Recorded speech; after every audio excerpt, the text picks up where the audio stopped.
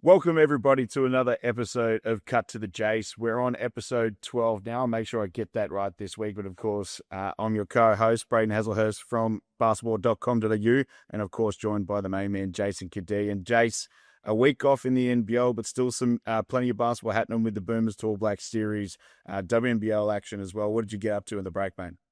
Yeah, no, it was weird not having just basketball everywhere because that feels like what it's been lately from Tuesdays with WNBL sometimes through to Mondays. So it was weird for me with step one at the moment. It's actually flat out, obviously back end of the year, Black Friday sales and everything. But our NBL, our step one NBL Rising Stars program has kicked off with its first virtual session. And so just that program is going to deliver. Essentially, we had almost 1,000 people register. 80 kids get to be part of this, where they'll get on-court sessions with some of the NBL guys, get some virtual learnings where they can actually ask questions and interact with people that might not be, say you live in Sydney, you only see the Sydney Kings, now you can talk to others. So I'm pretty excited about what I think that program will bring, just because it'll give access, which I think a lot of people would love to have. And so I was busy doing a lot of that. Caught up with some of the WNBL action. And obviously the Boomers playing, I made sure to keep an eye on that because they were two great games. Yeah, absolutely. Just selfishly, we'll point out that the Bendigo Spirit went 2-0 across the weekend, so we're pretty happy with the way we're sitting at the moment. Some coaching changes in the WNBL as well. So Tam Mitchell departs from Adelaide. Aja Paramamar gets that job for the rest of the season, and then Guy Malloy departs the Sydney Flames, move into an advisory role, and Renee Garlett, someone we both know pretty well, steps up into that position. So it'd be really interesting to see what she can do in Sydney. And Bendigo, new logo, look out.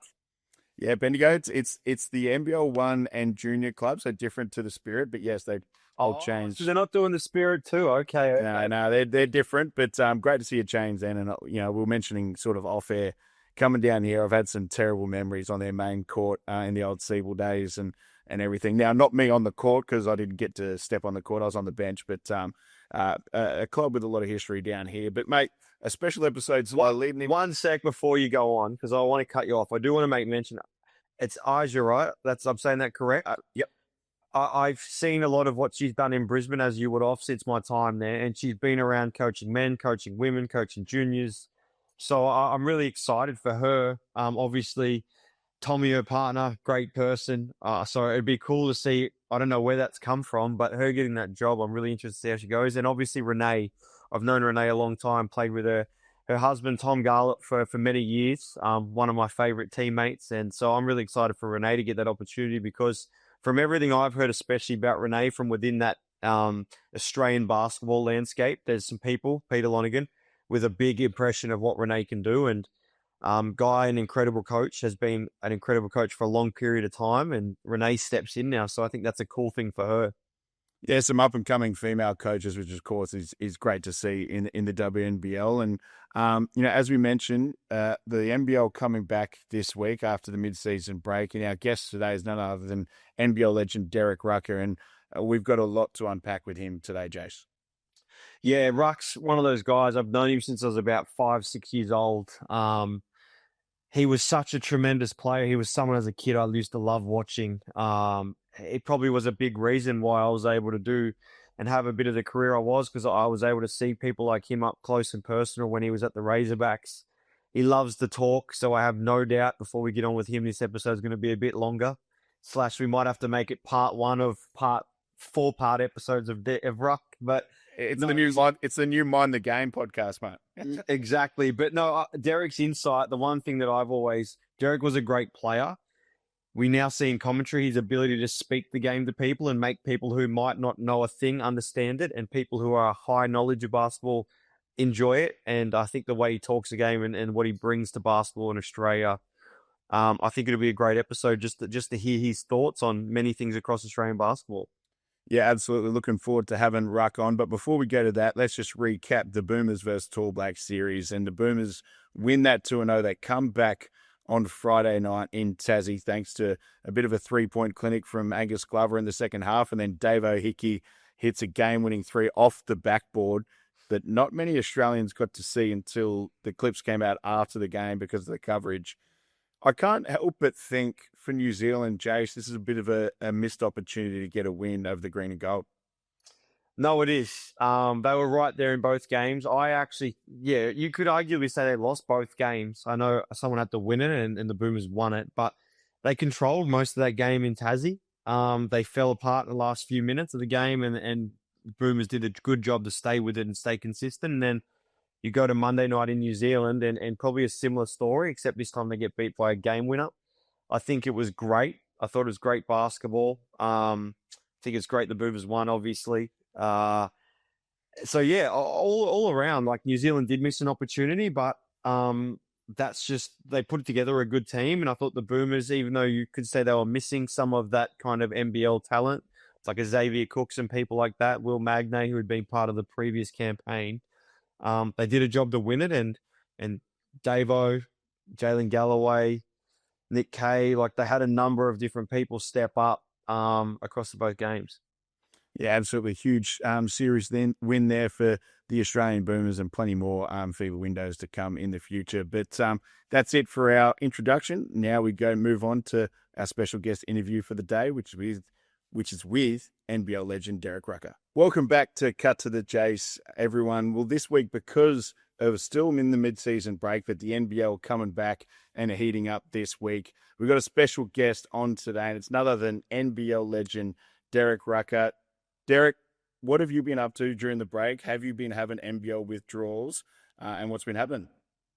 Yeah, it kind of happens. I mean, like for 2 days, I took a couple of days where I didn't do anything. And then you know how it is. You get a call from somebody wanting you to talk something about the NBL. And it was like, all your good intentions on being basketball free are just totally blown away. And of course, we had to get the top 15 out there, Jase. You've been one of the few. Yeah. You've been one of the few that stayed kind of silent, so I'm expecting something from you today. We're going to talk about that. We're definitely going to talk about that because we know you love the attention you get on that. But first, mate, I want to take us back because we see you as the commentator and the personality you've come around the NBL, but obviously there was Derek, the basketball player. And then even before that, there was Derek and where you grew up. And not a lot of people probably know you were born in DC. You went to high school in Ohio, and then you go on to Davidson. Like, take us through, and now I know a little bit because I've known you for a long time, but take people through what your kind of early days in basketball. Well, ironically, it started in the National Football League. So my dad played in the NFL for 12 or 13 seasons, and I grew up in the NFL. I grew up in locker rooms, and a lot of my close friends from that era actually went on to be quite well-known identities in the NFL and still do a lot of work in different capacities there. So like I grew up wanting to play football. That's what I loved. I loved hitting. I loved just everything about the game. When I was about 8 years old, my dad said to me, he looked me up and down and was like, I don't think that body is going to really go in that direction, my man. He's like, and Jace, this is like 1975. Political correctness and worrying about whether or not your kids are going to sue you for bullying. No, he was like, hey, yo, we're not doing football anymore. You're not doing football. Here's something that might be a little bit better for you. And he gave me a basketball, man. And I loved it right away. He coached my team like in under eights. And it kind of went from there. And along the way, though, because my parents had me at a very young age, my parents had me when they were 18. So I was like 5 years old, and my dad is in the prime of his career, so I can remember everything. And it took us to different areas. I was the first of three boys, so I was the eldest. And we lived in Dallas, we lived in Cleveland, we lived in Boston, we lived briefly in New York, we lived in DC, we lived in Maryland. So when people wonder why I'm kind of restless and nomadic, you can just kind of point back to my childhood. Like I'd never lived anywhere for longer than 2 or 3 years. So in all that too, you end up at Davidson, right? And now I only know you as wearing number 5. I don't know you wearing any other number. But number 11, one of 7 retired, including Steph Curry. We all know Steph Curry went to Davidson. But also what people won't know is, which I found out just yesterday, 2-time academic All-American. So you're telling me you actually were good at school too? Well, So again, I'll give my mother credit for that. She was homeschooling me before homeschooling was a thing. So as a 4-year-old, I actually went to go into kindergarten in Maryland or wherever we were living at that time, and I took some standardized tests, and I like passing with flying colors. So I never went to kindergarten. They put me from the house to year one. So, So you were so ahead of your time, is what you're saying. Jace, not only so I'm still physically undeveloped. I'm still waiting for my body to fill in. And I was 4 years old in first grade.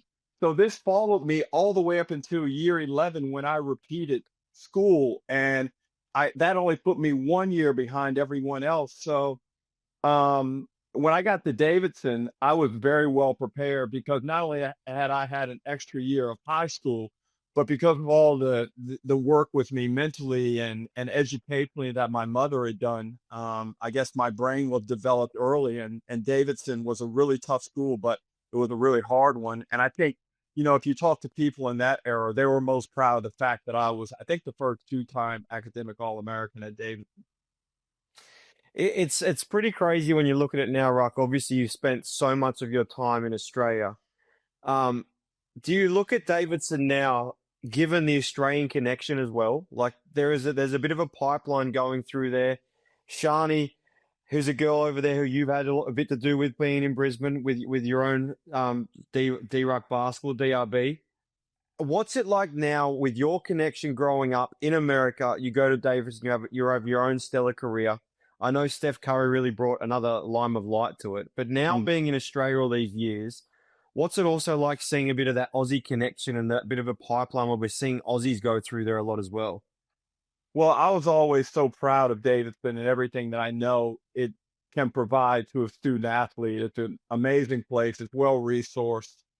The climate is great. They play a really good level of basketball. And what I mean by that is if you go there, whether you're a male or a female, you don't necessarily have to worry about being recruited over the top of. And I think they're good people. They're loyal. And the athletic director there now, Chris Clooney, have done a fantastic job. Gail folks on the female end and Matt McKillop on the boys side, they do a great job as coaches. Now, I've sent 3 players have gone to Davidson, Adelaide Fuller, Katie Donovan, and now Sharni Rising that have gone through Derek Rucker basketball. I'm trying hard to get a male player there, but I think the boys in Australia probably don't want to study. I don't think they want to, they don't understand the importance of studying in high school. And I think there probably been some brutal lessons learned over the past couple of years now with the introduction of the NIL and to what's available to you. But Jason, funny story. Yeah, my number 11 has been retired, but guess who's just brought it out again? Guess who's wearing it now? Who? Sam Brown, Brett Brown's son. No way. Yes.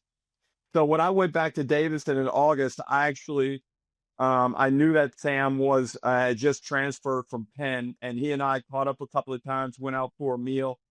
And he said, I'm going to wear number 11. And I was like, that's awesome. So small world, man, small world. So Brett Brown obviously is the dad of Sam Brown. And Jason, I think speaking of NIL, I think Sam Brown is doing pretty well for himself. Well, D-Ruck, the other thing I wanted to ask you about that, you were in Australia when Steph went there. Did you get to go back? And what was that hype like as a former Davidson player? So that year I had just retired. I just finished up and I was doing some NBL media stuff then, I think via Fox Sports. And I remember when they went on that run and they got to the Elite Eight and they were playing Kansas in that game. If they had beaten Kansas, which they should have, I was going to go to the Final Four, but unfortunately they lost that game and that was the end of the run. But I mean, yeah, Steph. So it's interesting when you look at the eras. My era, kind of 84 to 88, kind of resurrected the program. By my sophomore year, we had made March Madness for the first time, like in 20 years or whatever. And then that set the platform for better recruiting, more resources, a new venue. And then when Steph comes in and Bob McKillop comes in, they just take it into kind of the well-known global institution that it is now. Rock, you leave Davidson and you end up in Australia. So there's two parts to this question because you end up with the Brisbane Bullets and then you roll out here and win MVP. So, firstly, where did Australia come from and how? And then when you came out here and win MVP, we were like, yeah, I'm in and out. This is me done. 1 year, I'm out. Well, like so many, I mean, you know the deal. Everybody's trying to make the NBA, and you believe that you're good enough. And I certainly felt that I was good enough. And I had a lot of expectations that I placed on myself because my dad was a pro athlete. And for me, it was like NBA or bust. That was my mindset. But back then, like small guards just weren't valued like they are nowadays. And, the numbers I put up at Davidson probably would have made me a high first round pick now. I think I was like 56, 45, 85 or something like that. If you have those numbers coming out of any college now, you're probably a lottery pick. So my first job after not making the NBA and being cut by Cleveland, I went to El Salvador. I played in Central America, and every day in the midst of a civil war, I'm thinking to myself, where did it go wrong? But eventually, after that, oddly enough, I go down there and it was an easy lead. It was easy. And but because I was so confident coming out of it, and because the numbers I put up did draw some attention, Dave Atkins, a former coach out here and a player agent, got me a tryout in 1989 with the Bullets over Thanksgiving break. And it was me head to head with Andre Lafleur trying to get this spot on the point guard spot for the Brisbane Bullets. It was a 17-day tour through cold ass remember the old Big Eight, Braden? The Big Eight. So we play like 12 games in 17 days. And in that stretch, I went on a little hot patch where I hit 2 or 3 game winners in that stretch. And I think that's pretty much going to get you the job. Fair enough. That's actually quite the story about how you end up in Australia and then never leave, by the way. So this is my fondest memory of you, obviously. So you bounced around with a few teams, but you end up with the Razorbacks. And so I was, 7? Maybe it's just turned probably 7 when you arrived, but I still remember you were the first signing. We've signed Derek Rucker, number 5. And then obviously JR was off the back of you, and we had this all-star backcourt that was like my childhood was watching you and Johnny get stuff done for the Razorbacks. Can you talk to me about what that time was like, especially new startup club in Sydney that wasn't the Kings? And then obviously that transpired in, I say us, but the Razorbacks, getting to a grand final against Adelaide where that game 3 will be etched in my memory forever, where it didn't go away. But what was that? What are your memories like at that time? Because for me, it was obviously, that was where I think my love for basketball just heightened. Yeah, good memory, Jason, but I'm sure you probably don't want to talk about the first memory I have, which was your dad picking me up at the airport and bringing me and my son, Jalen. I think my partner at the time, Tim, was pregnant with our second. And your dad took us all out to Canterbury Leagues Club. And Braden, Jason's just acting crazy, running around all over the floor. I'm like, can somebody get this kid up off the floor? What's going on with this kid? He's eating everything. He's running around, just a mess, Braden. So that's the first time I ever met Jason. Yeah, you've been 6 or 7 or 8 or something like that. West Sydney was it's kind of a sad time for me. We got so much done, and I was proud that I was the first player signed, that they had the faith in me. But I felt like we had championships in us, and we lost that game 3. We get smoked by Adelaide in the first half and blown out the joint. And then after I leave, they had the game 5 disappointing loss to the Ebiara Barrage that ripped the guts out of, the Razorbacks. And really after that, they were never the same again. But I never wanted to leave West Sydney. I loved being there.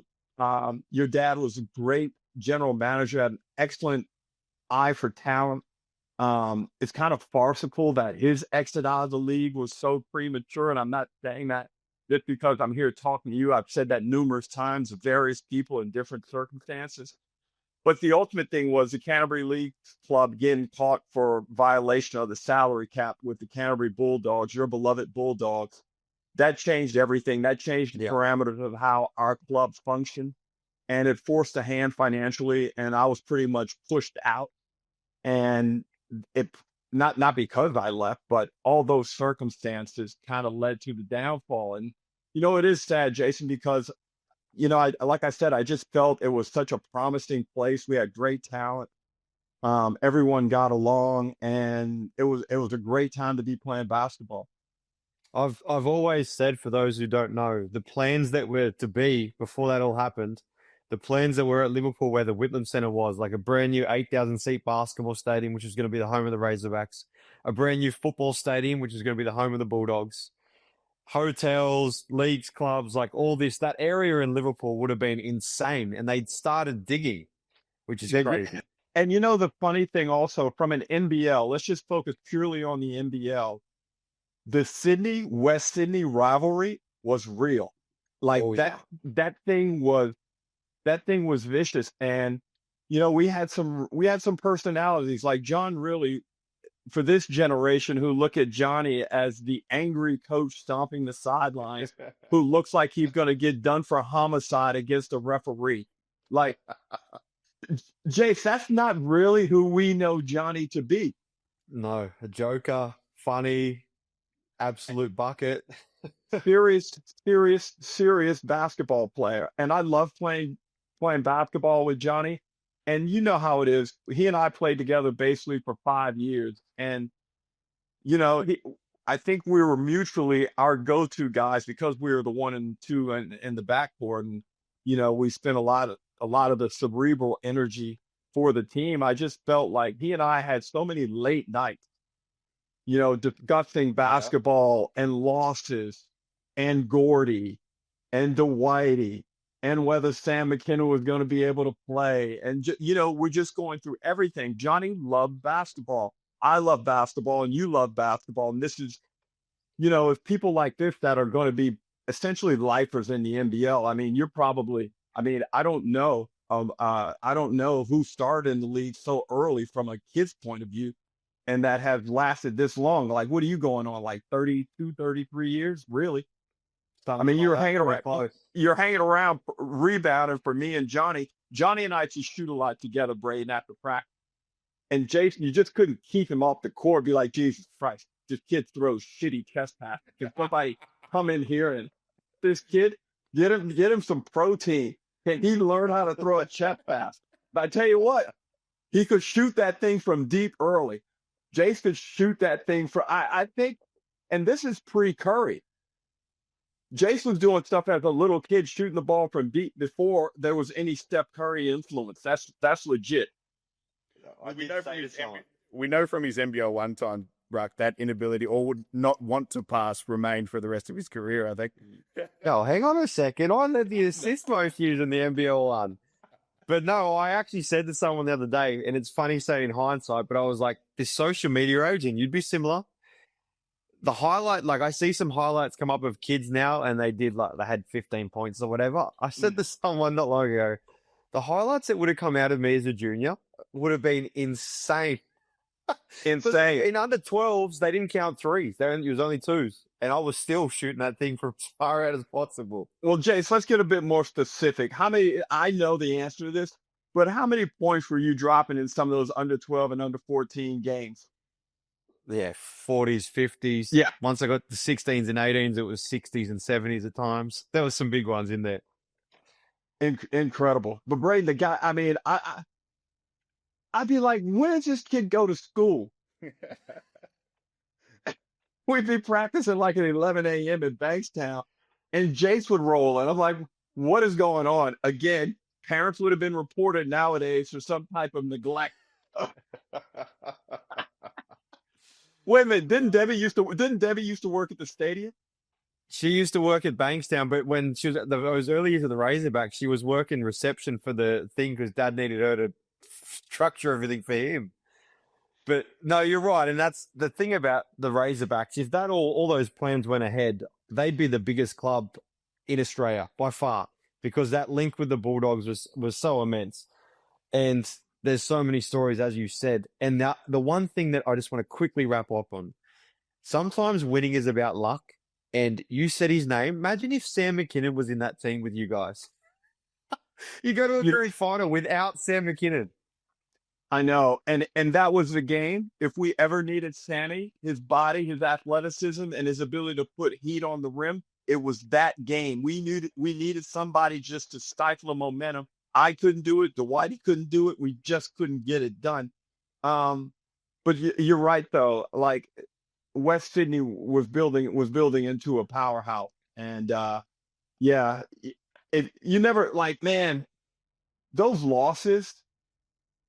You feel exactly the way you did. Like, what was that? 2001. Yep.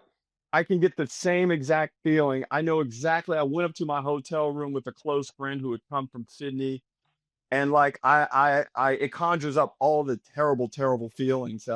Nothing like losing a game 3, and this is why you see guys go nuts when they win. Yeah, it's so true. Hey, so I just want a couple of quick ones because there's many, and you're gonna have to figure this out. But who's the best player you think you played against in the NBL? Whether it be just a guy on an opposition team or in your position. If you had to pick one, right? I'll give you 2 even. Jase, I can name 12 because on any given night they put on performances that could have been. There's nobody better than that guy. Okay, so obviously you got to start off with Andrew Gale. People don't understand how efficient this dude was. If you held him to 28, you went out of there patting your back like, yeah, we did a good job on him. Yeah, like 28 and 8. You know, like Leroy. Yep.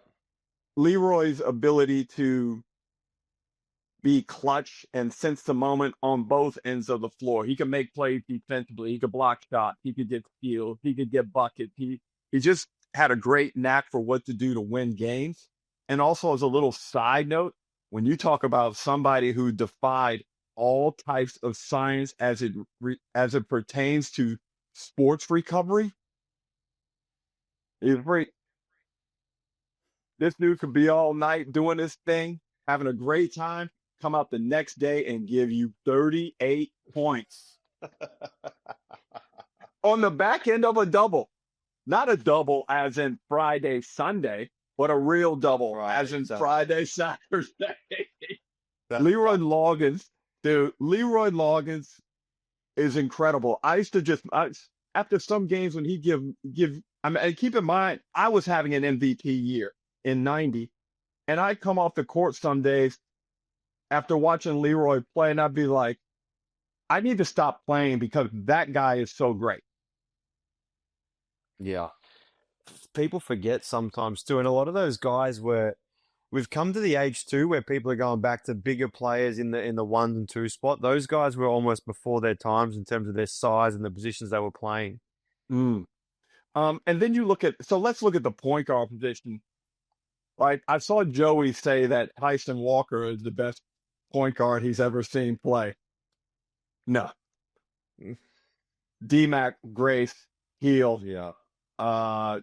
And that's probably being disrespectful. CJ Bruton. Yeah. And then we can start talking about guys who had quick stints here. Wilbekin, Doug Overton. It's a long list, and Australia has been a great place for import point guards to play. 100%.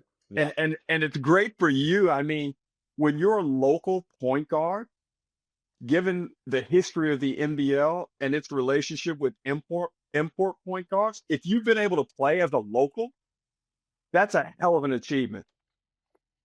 It made nights a lot tougher because everyone had an import point. Jase, you know what? It was often their best player. Dude, let me tell you what I absolutely do not miss. The night before the games, trying to figure out what I'm going to do against Daryl McDonald. Yeah, okay. Yeah. The night before the game nowadays, I'm doing whatever. I'm watching some Netflix. I'm not stressed out. Like, having to figure out, Shane Hill looks like he's playing pretty well right now. What am I going to do to stop him from giving me 35? Hammer. Oh, yeah, you forget about the names, right? You've mentioned some names that you just like, geez, there's been some guys come through the NBL that are just world talent. Like they're just very, very talented no matter where in the world you put them. What following on from your career, you now in commentary and I think one of the best commentators we have, the way you can speak the game, you see the game, understand it. Obviously you started school when you were 2 years old, like you told us. So that's jump forward for you. But did you ever see commentary as something that you thought you'd do, or it just kind of forged its way and it's something now you obviously enjoy doing? Yeah, so my dad did it. So I guess I kind of just modeled how he went about it. He did actually the NFL after he retired, and he did a little bit of Major League Baseball as well. And I always thought it was a pretty cool job because my deal is I'd probably be doing the same thing, or I do the same thing when I'm sitting home alone watching the games. Yeah. I'm working on bits, I'm talking it through, I'm trying to, figure out abstract conversations around very common things that can happen in the game. But I think I really like to try and highlight it in a perspective that maybe broadens the viewer's thought process as to what they thought they're actually seeing. And you got to make it entertaining as well. If it's not entertaining, well, then people are just they're not going to be engaged. They're not going to want to see you again. And I think there's an element of that to it also. But you know how it is now. It's little things, right? It's being able to be able to off the top of your head and be prepared to be like, oh, what does Chris Golding shoot from the three on the road? Yeah. What's and also, now you've got the regular stats, and I tend to lean more into the advanced stuff, as I'm sure you guys know.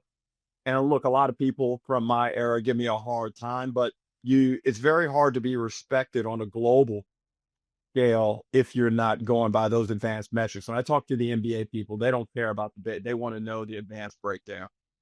Ruck, the thing that surprised me, I've only done a handful of games. Very well and at.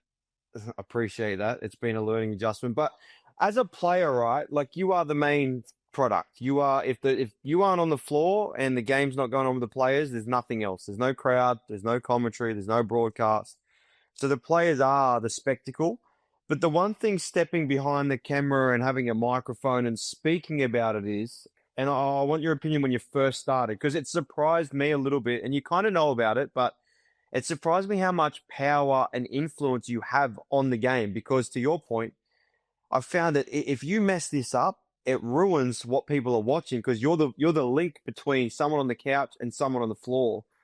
Did you find that when you first started? Because it's something that's caught me in my time in doing it, and you just kind of are really taking note of what you're saying because you want to feel like people are enjoying what they're hearing while they're watching.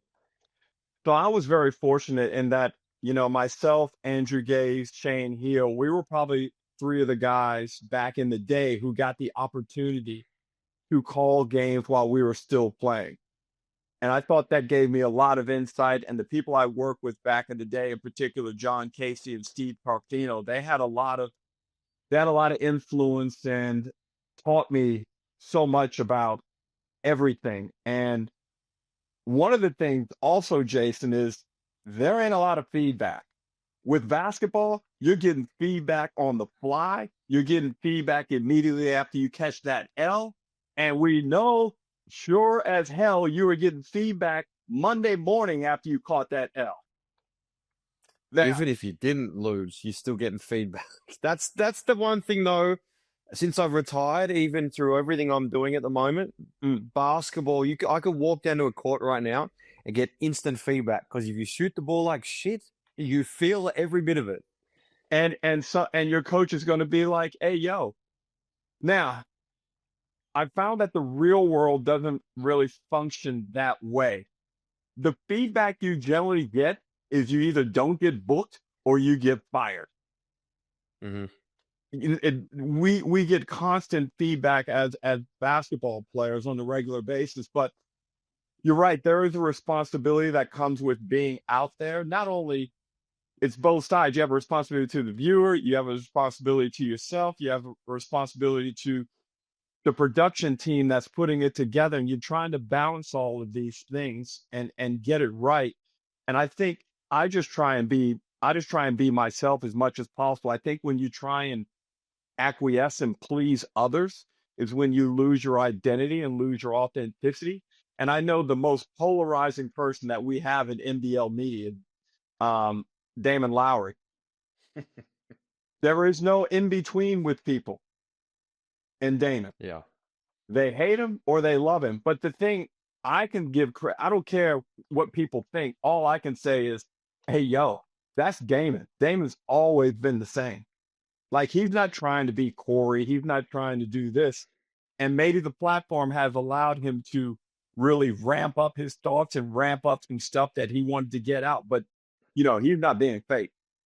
Yeah, authenticity is key with a lot of that stuff. When you sit now, because you do a lot, you just came out with your top 15, which always causes some controversy. It always does. And that's because as a former player, that people, whether they act like they do or not, they want to be seen on that list because they want to be recognized for what they're doing. But your list, but also where are you on the NBL right now in terms of just this year so far? What stood out to you? What's disappointing? Like, what's the lay of land as we approach? Because after this FIBA break, which ends, and we go into this next round, like, it's full on from here through Christmas, January. Like, we are all guns blazing. And as a player, you come out of the FIBA break knowing, like, okay, that was our little reset. Now we're on. Hey, Braden, that's a great question, Jason. Before I touch on it, hey, Braden, give me on a scale of 1 to 10, give me an honest rating of my top 15. How do you think I did this time? Well, I think it was pretty good. I'll give it an 8. I'll give it an 8. Thank you. Thank you. I'll take that. Pretty happy with it. Dude, can I tell you, it is so hard to do. Well, there's so much talent. So, and I've had to start tightening up the guidelines. Like, for example, Magne, we know he's a top 15 player, but if you miss a certain amount of games, boom, you're out. Prather, you're out. Now, Will's going to come back and give himself the opportunity, but I couldn't get Bryce Hamilton in. I couldn't get him in. And it was like, who do I want, Bryce Hamilton or Doyle? If I've got a game 3 on the road in the semifinal, who do I want right now on my team? I think I'm taking Doyle again, even though the advanced stuff doesn't go in his favor. And Bryce Hamilton has been really efficient with his scoring. But Jase, he had an opportunity to really designate himself as the guy when they had all those guys injured. They didn't win a single game. Do you think that's more their style of play and how they've been a team that shares a little bit? Or do you think it's just because the other thing about Bryce Hamilton is he's still young. This is the thing. He's not a seasoned pro where he's been around the world and played in different environments. So I feel like he's still figuring it out. But do you think it's a mix of that? And that's why at times you're like, you see it. And I love watching him play, but there's like, there's just levels that he can get to, which can take over. Jase, when you're the guy on the team, when all your teammates are looking at you like this, like, are you gonna take over now or not? Yeah. Like, he's got to learn, like, I've got to go. I am physically more gifted than 98% of the guys in this league. And he's just got to go now. Yep, the system is there. But Scott Ross doesn't punish you if you try and go get yours, as long as it's within that framework. I mean, he had Jordan Crawford. Yeah, that's true. And I mean, they had Milton Doyle, but the difference was Milton Doyle's been around, and I think that's to your point. And I agree with it. Like I said, everyone slept on Milton going to Melbourne. I was like, guys, he's going to an environment where he can pick and choose now. Like, you know what? I'm kind of needed at the moment. Here I am. And you've seen how he's played. It suits his basketball personality, don't you think? Like, he don't have to do it every night. He plays the facilitator. He's got Chris out there. And I'm still waiting for those two guys. There's going to be a stretch where those two guys go like whack, whack, whack, whack, whack, and everything goes nuts. Now, if that happens over a short period of 2 to 3 weeks in March, they're winning the championship. Yep. Oh, let me get to your NBL question, because I wanted to talk. The thing that's driving me crazy, and this is out of anyone's control, but it's the injuries. Yeah. And you know what? Nowadays, Jase, I said this. Right. I've got a point with that. My thoughts on this is you said the number one word that I hate with the injuries thing. A lot of the time with some of these teams, it is not luck. When, for example, when Southeast Melbourne came in the league and they have injuries for 4 straight years, maybe it might not be luck, and maybe it's something you need to address in the program. So I think it differs from program to program. That's valid. Okay, so but what steps do you take once you realize you're having this run? Because all right, Braden, we've both covered Brisbane extremely closely over the past 5 to 6 years. They've had a horrible run of injuries, but they've tried to change stuff up. And this year they still get it again. Like, I think Ruck, from my point of view in some stuff, now it might be critical of some, but I think we've gone away from feel. Like, I'm a big, like, we have all these forms you can fill out, these, like, how do you feel this morning? I'm like, just ask me. You want to know how I feel? Ask me, and I'll tell you how I feel. I feel like shit, or I feel great. I'll give you my answer. Now, listen, if you try and pull me out of practice, I'm probably going to tell you to go scram. I'm going to keep training. But I never, like, I wore the catapult for years. Jase, I'm not wearing that thing. But my point was going to be, I wore it for no reason. I never got data from it. I never got pulled out of practice because my load was through the roof, even when we were playing immense games. I just think that the feel of, hey, guys, we've had a big weekend. Guess what? When we roll in on Monday, we're in and out in an hour, because that's my feel on the group. And you know what? Derek, you played a lot. Like, you think about when you came through, especially later, your calf.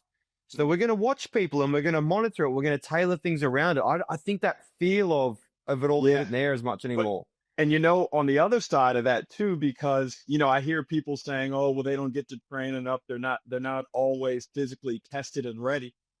Jake, on the other time, sometimes, you know what? Hey, I know we had back-to-backs, but guess what? We're coming in a little bit later on Monday, and we're getting into it. Yeah. We're going. And again, though, that gets back to your point about the feel, understanding when your team needs to be pushed, because I would say also that there are some teams that don't always look physically tested. But in saying, Braden, you're right. Okay, so let's take luck out of the equation.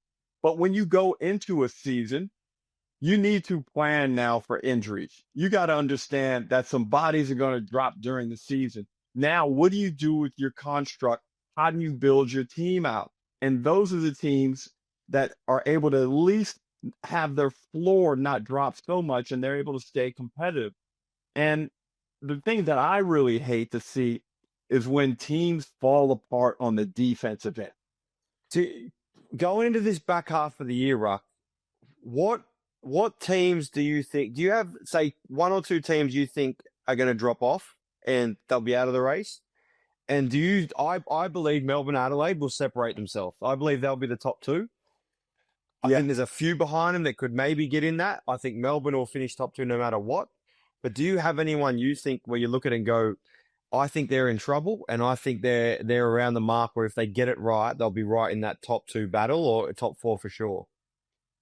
Well, obviously, it goes without saying, if you look at Kansas' defensive performance, and they're waiting on Sam Wardenberg, but like by the time he gets back, say you're 5-17, what's the team morale like? Dudes are rolling up on Wednesday like,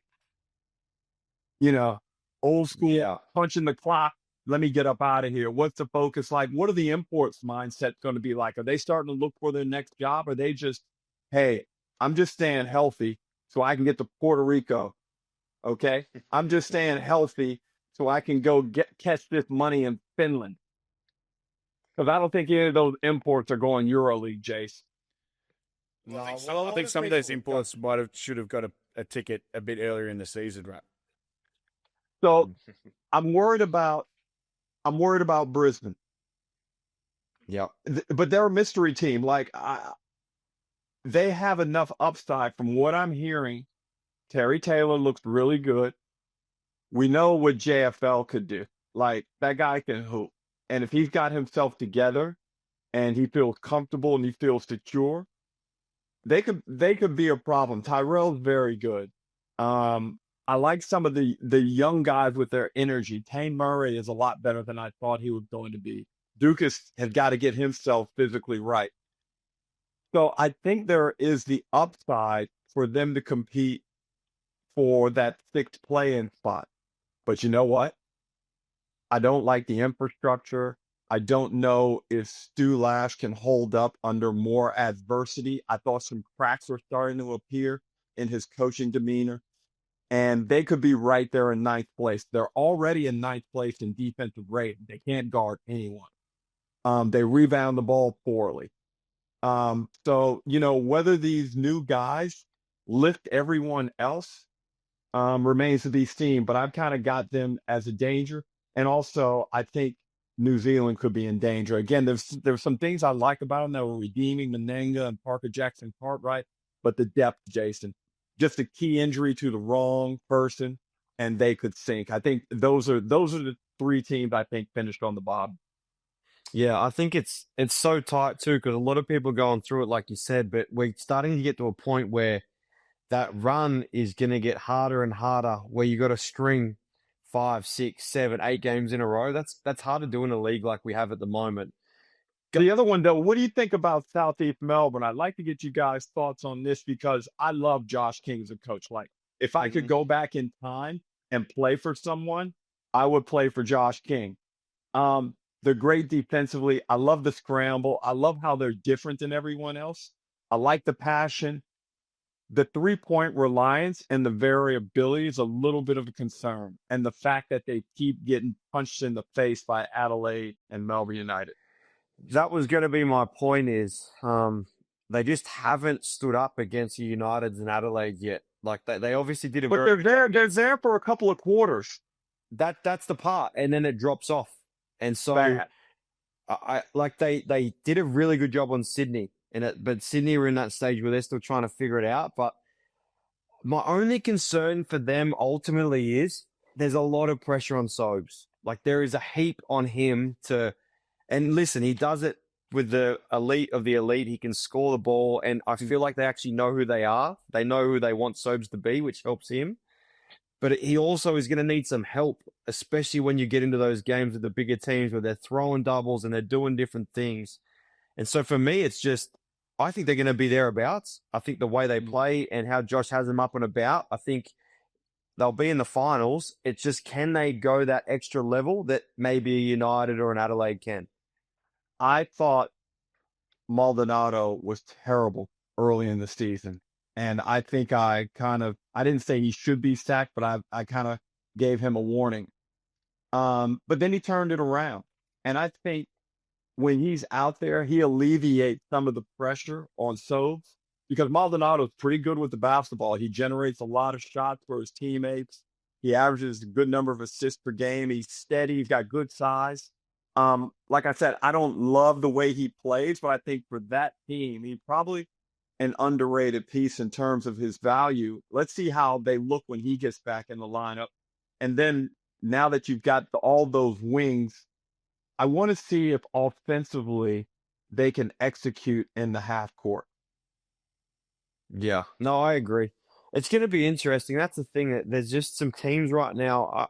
I reckon this is the first year in a long time we've seen majority of the teams are legitimately trying to figure it out on the fly. So week to week, like I think that's why there's been blowouts, because when you're in that place where you don't know who you are as a group and you're trying to find it, especially now in this period of the year, when you play a Southeast, when they play one of those teams, they kind of know who they are, so they take care of business. United know who they are. You've got to kind of play in a way that it's just watching a bunch of teams trying to figure it out. So I'm very interested after this break of who's going to do it. When does this episode of Cut to the Jase come out? Tomorrow, Wednesday. Okay, great. Can we talk about the third? Because it's a really good doubleheader Thursday night. Illawarra and Southeast Melbourne. Who went, again, no clue. And then the other game, Perth and Melbourne United, correct?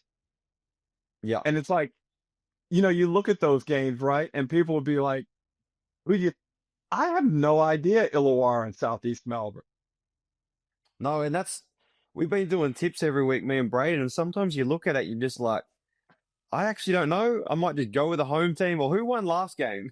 Right. I keep tipping Brisbane, and that ends up badly for me, right? So Braden, who do you? Let's go. Who do you like, Illawarra or Southeast Melbourne? I got Southeast Melbourne purely because going back to Jase's point about people not knowing who they are, I think along with Adelaide and Melbourne, they're the one team who does, and I think that's why they're where they are. They have an identity, and I think they get, I call them identity wins. They know their style of basketball, they know what they're good at. And I think the games against Melbourne and Adelaide, when they've played, they've been in them early. But if you look at those games, it's when Melbourne and Adelaide haven't taken care of the ball early, and then they've been able to adjust it in the second half. So I think being able to generate offense from their defense is huge for them. And I think Adelaide and Melbourne are two teams that could take care of the ball. And I think that's why they ran into some trouble against those sides. The second game, though, JC, if Perth can keep all their bodies healthy and Jaron really comes back healthy and he doesn't need to play as well as he was. He just needs to be really, really steady and solid. I think they have championship upside.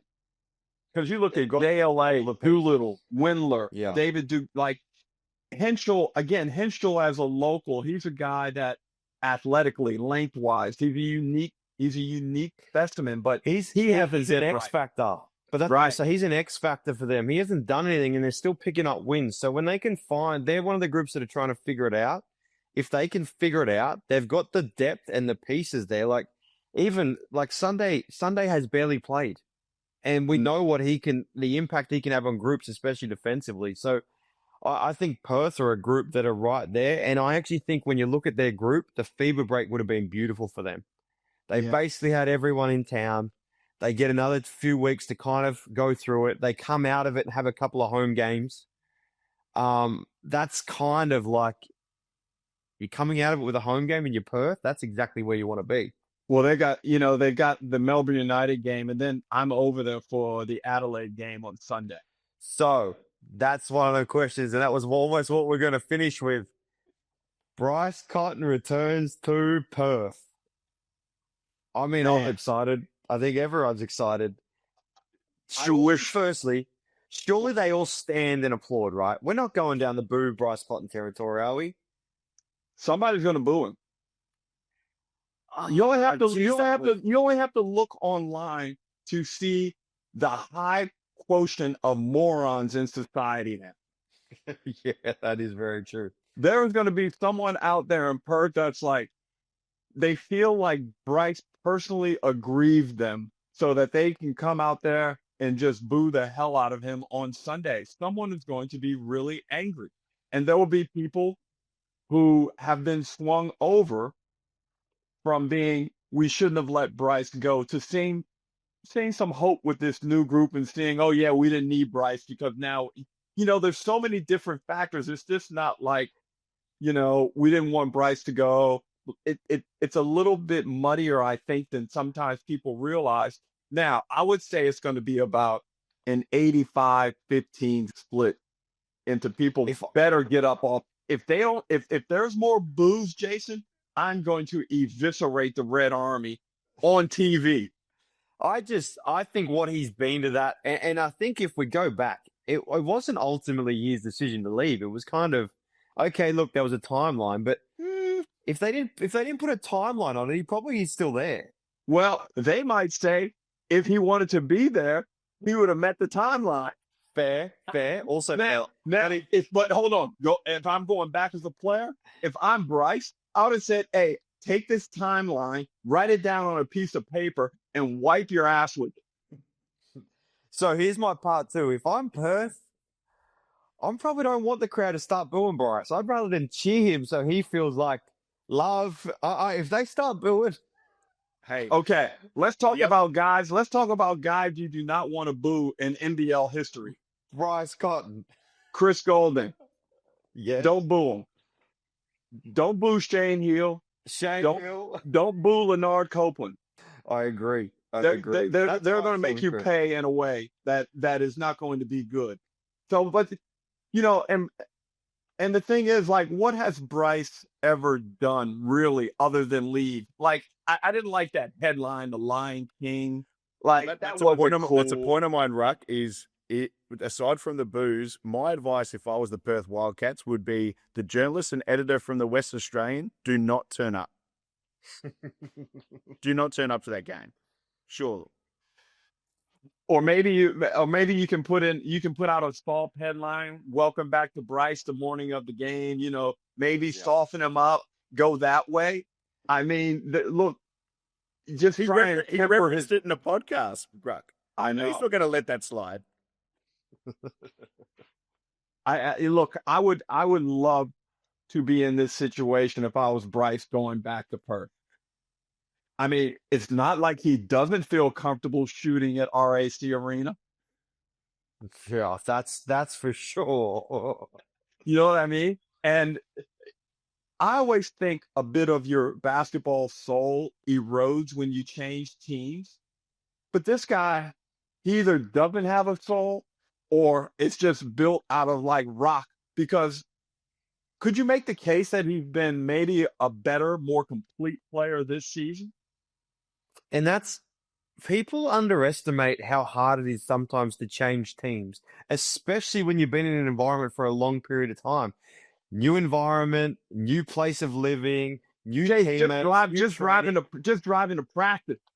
It's all of it, right? And then he rolls out in game one and has 40, 39. And since has been almost impeccable in every game. It's almost unheard of. There were a lot of questions, Braden, over can he play the point? Can he? He's been pretty good. I think he's gotten better since, say, that Sydney game. And I know Mike Wells made some conceptual adjustments so that when they see those hard traps, when they see the hard shows and all that, Adelaide now know what to do from a scheme point of view. So they worked a lot of that out. But I think Bryce's floor management has been really good considering that he hadn't played this much point guard, in a long time. No, I think you're spot on, and it's a story that we're all looking forward to. But no, Ruck, we're gonna have to get you on again, man, because I think we've got so much more to cover. So we might have to work out another time on that busy commentating schedule you've got. All right, man. Hey, I appreciate it, guys. Thanks for having me on. We want to keep him on for the mid-season awards, don't we? We can go through. We're going to do that. All right, that's fair. Yeah, keep Ruck on for the mid-season awards. All right. So Ruck, we've got this in a bit of a document. So I'll let Jase go through his. We'll go through each award and what their pick is. Jase would say his. I'll give mine. Ours are pretty similar, and then you can give us if yours is different. So first of all, MVP. It's pretty self-explanatory, right? Yep. Bryce. Let's just say who could make a run. Is there anybody that could make a run? Kendrick. Maybe if you go and look at the NBL that gives you the league leaders right now, it is almost Bryce Cotton in everything, except for blocks and rebounds, except for blocks and assists and rebounds is all. I just think what he's done. JaVale was the only one for me, but with where Illawarra is at, I just think Bryce is. How can you take it off him? Someone would have to do something incredible, like we haven't seen in the second half of the year. Look, Bryce is chasing Drewy now. That's all. That is what's out there now for his all-time greatness. Yeah, he can add more championships. He could maybe playing for Australia and winning 8 MVPs. Those are probably the two big things that Bryce Cotton, in terms of you talk about legacy and going down as the greatest ever. Andrew Gaze got 7 MVPs. Bryce has 5, and we could almost put 6 in parentheses.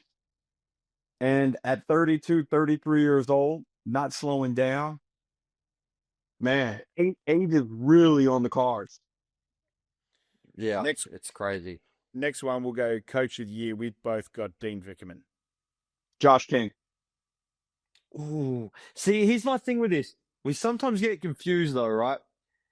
Part of being a coach is recruiting, right? And it's getting wins. Yeah. Dino's done that better than we've seen in a number of years right now. Bro, Dino wakes up in the morning and they have 15 wins, and then the players just do the rest. That's it. Yeah, but that's no something he's doing in play. No problems. When you go to a Melbourne United game at John Cain Arena, it just feels like, bang, this is a serious organization that is well structured, well coached. We've got a couple of superstars, and we're coming out here to win. It's almost mind boggling to think that they have lost 4 straight home championship series games. Yeah.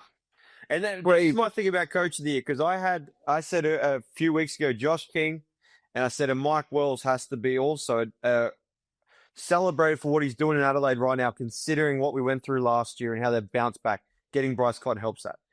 But then I just go back and go, the best team in the league is Melbourne. Dino's the best coach in the league, in my opinion. Yeah. And they've lost, 2 games? Yeah. Fair enough. I just think sometimes we overcomplicate it, and I don't think we can overcomplicate that right now. Yeah. Next one, most improved. Jase had Sam Menanga. I've got Sam Menanga. He's the most improved. Flynn Cameron, close backup, I think. Yeah. Foxwell. Yep. Defensive player of the year, both got John Brown, the third. Yeah, I love the fact that John Brown makes people flinch. Mm-hmm.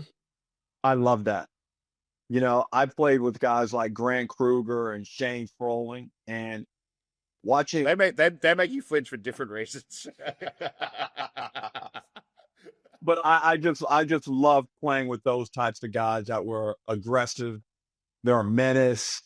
And John Brown is he suits that team perfectly. I agree, John Brown. And about maybe look, Magnate's always going to have a chance if he can get back and play. What about JaVale? So this is an interesting one because around the rim he's great, but you know the fact that they struggle. You know, we saw what New Zealand did to them when they played 5 out. The shape of the defense was so distorted that they couldn't match up with the 5s, and then you get a lot of good looks from 3 against Illawarra. Yeah, that's true too. Fair point. Next gen, I've got Malik Lewis, and Jase has Sam Menanga again. Next gen, yeah, I have to go. I don't like giving it to. I agree with. I don't like giving it to a next star. It's like you're getting everything handed to you on a plate. Leave our awards alone. Has Malik Lewis got everything handed to him on a plate? No, but he hasn't been better than Sam Menanga this year.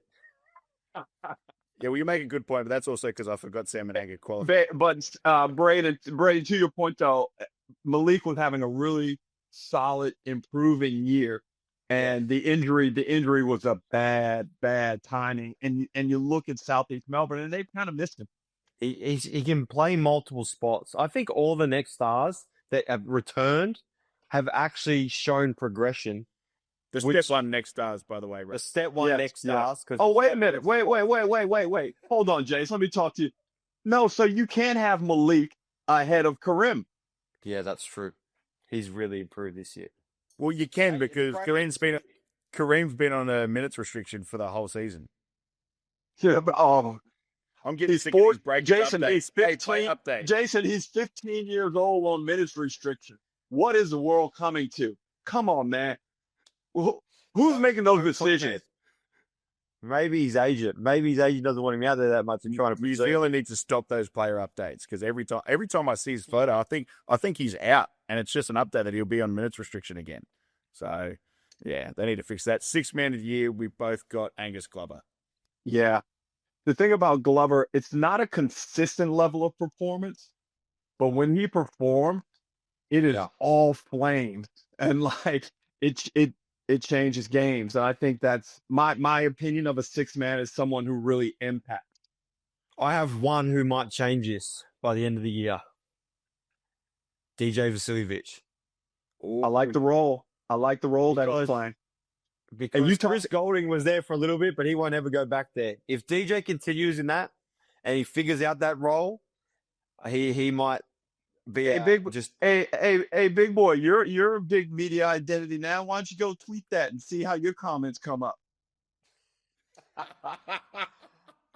I was actually, here you go, bro. I actually spoke to DJ a week before they moved him to the bench. I didn't think it was going to actually happen, but I actually told him, bro, I think you come off the bench. And he was like, why? And I was like, because me and him have a good relationship. I was like, yeah. You've got to see what's happening around you. You're the only one who I think can sacrifice for the better of yourself and the group. And it might give you longer stints of actually playing rather than in and out, how they sub at the moment. So I think he could potentially become that. So go ahead, bro. You go, Ruck. On that, we've got Jason Cadee, who is the oracle and predicted DJ Vasevich going to the bench. And then we've got you, who started school when you were 1.5. What about the people on this episode? Well, check this out. When you're looking at a 6-man, you need, the way I like to see it, again, I just alluded to it with Glover. I like that microwave, okay? So to be that microwave, you must have a level of selfishness that benefits the team. You must have a level of irrational confidence where no matter when you're thrown in the game or where you're thrown in the game, you still think you're the man. And you must be willing to go out there and take big shots and have no fear. DJ is perfect for all of those. Yeah. All of those. And you know what? With Like, the group they've got. that Southeast Melbourne game, 17 points in the fourth quarter. Yeah. Perfect. No, he's going to be needed for them to win it. We'll quickly do the last two, and I'll get Jase to go through his, and then we'll wrap it up. Jase, go through your All NBL first team. My first team as of right now, Bryce Cotton, Nathan Sobey, Tyson Walker, JaVale McGee, and Kendrick Davis. Because we're not positioned in that anymore, right? Just pick 5. Oh, you left a big out that I've included. So is it my turn yet, Brady, before I forget? You go first. I'll go mine after. Okay, so I've got Kendrick, I've got Bryce, I've got Sobey, I've got, who's the other one you said? I said McGee. McGee. Yep, McGee. But I'm taking Walker out. Walker's not in it. I'm putting in JLA. Yeah, okay. Hang on. Have we all forgot about Zylan Cheatham here? No, he's not. No, come on. This kid, hang on. You're falling in love with him. You can't fall in love with players. You got to stay emotionless and pick a guy on the merit. Talking about consistency. Very consistent. Like Bryce, so mine is Bryce, Sobey, JaVale, Cheatham, Walker. I don't think JLA's been, like, he's been great in games, but he hasn't been. Well, I'm kind of forecasting that he's going to have a big. But also, hey, what about Humphreys? Yeah. But let's go second team. Let's go second team because so I just said we had a second team as well, Ruck. Mine was McVeigh, Cheatham, Hamilton, because I think he's going to be there at the back end of the year. Rupp doesn't like that. Milton Doyle and JLA. Okay, so I've see the McVeigh one's an interesting situation because the team is so bad. Yeah, but he's been pretty good considering playing through injury and stuff. Correct. And we know from his previous history that he's not a looter. He's not a guy that's just going to go out there and get fluff numbers. Like, for me too, Ruck, it's actually been across the board numbers. He's been rebounding and actually passing. Like his numbers are pretty good. Yeah, his numbers are way that's for me. It's not just the points for me. It's like in that group with how they're going to be having 8 boards, 8 assists. That's, yeah. And I think once they get Wardenberg back, I reckon they will win some games. Second team is tough. I'm going to go with Walker, Cheatham, Humphreys, and who was the one you just said, Jason? We were just talking about. I had McVeigh. Oh, McVeigh. Even though I don't like giving it to him, but I think his numbers are going to be just too hard to go past. And I feel like somebody else, Jesse Edwards. Yeah, he's been good. See, that's who I've included. So I've got a notable admission in this one as well that you put me up previously. Milton Doyle, Jesse Edwards, Jack McVeigh, Kendrick Davis, and John Brown III. So John Brown III was a really tough one for me to leave out of the top 15. I struggle. I just couldn't. Impact on the game. For basketball people watching, you can see his influence that he has on the roster and both teams. His team and the opposition. But Jace, you know who it came down to in the top 15? It came down to effectively John Brown III or Christian Doolittle. Doolittle. And Doolittle went off in those last 2 rounds where he was just like really good. And I just said, look, overall, you know, in a championship game, who's more likely to have an impact? Who's going to be heavily scouted for? And that's the other thing that comes into it. Who's really been? People are going off at me about Chris Golding. I'm like, his true shooting percentage is 64. You see the shots that he takes? He makes incredible shots, and everybody's trying to stop him. Yeah. That's the thing for the last few years that people don't realize about Chris. I felt like he always put up numbers, but in the last few years, he changed the way people were defending Melbourne. He's like, you actually had to tailor everything around. Like, sometimes we were like inviting Chris to backdoor everything. And the other thing, Jay, says usually as players age, there's more of a reliance on just getting to the jumper. Since he's come back from this injury, he's been put it on the deck and getting to the bucket. Well, like I was around Chris when he was early years in the NBL, and like I seen Chris. Then this is the one reason with the Boomer stuff with him. He's actually just an all-around good basketball player. Smart, understands the game, good passer, makes good decisions, is able to find people. Like, he really has a whole heap of things. It's just because he's become such a great shooter, everyone gets caught up in it. But he's actually not. He's a great scorer. Yeah. Because he can score at the ring, in the mid, from 3, from further out. Like, he can just score everywhere. So I think people forget that the shooting is elite. The scoring is almost better. Yeah, well, fellas, they're our mid-season award picks. It was great to go through them, Ruck. And Jason and I got our first exposure to copping it on social media with some picks. When we did the Boomer selections, we absolutely copped it on social media. Now, some people deleted their comments later, but we absolutely copped it. It was something I think you'd be used to from the top 15, right? Oh yeah, I learned a long time ago not to read those comments, but every now and then my phone fails me and they filter through and I get them and it's like, oh boy. We reply to them. No. And I'll reply to maybe key. if it's like Hooli or one of you guys or somebody in the ecosystem, then you know I might give a little like or something. But you just got to stay firm with your approach to that stuff. Otherwise, you'll just sit there.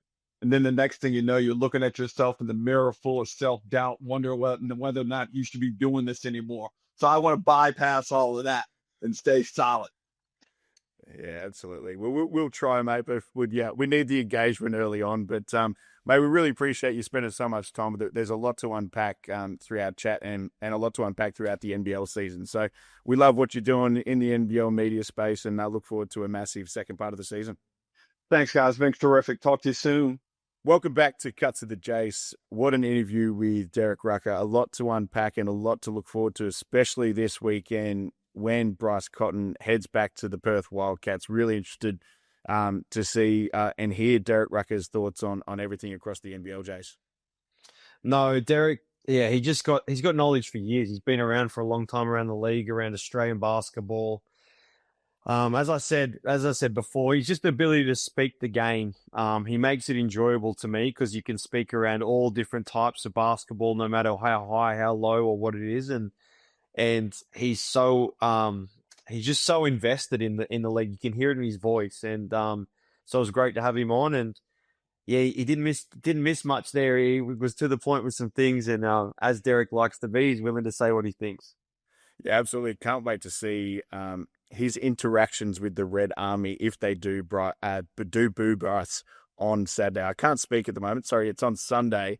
I'm having a little bit of a moment here, but it was really special to have Derek Rucker on. But we'll put up our tips across the weekend coming as well. Of course, I'm still trailing Jason heading into this second part of the season, but we look forward to a massive weekend of NBL starting on the Wednesday night, actually, with plenty of games across the round. So get out and watch all these NBL games, and we'll see you next week on Cuts of the Jase.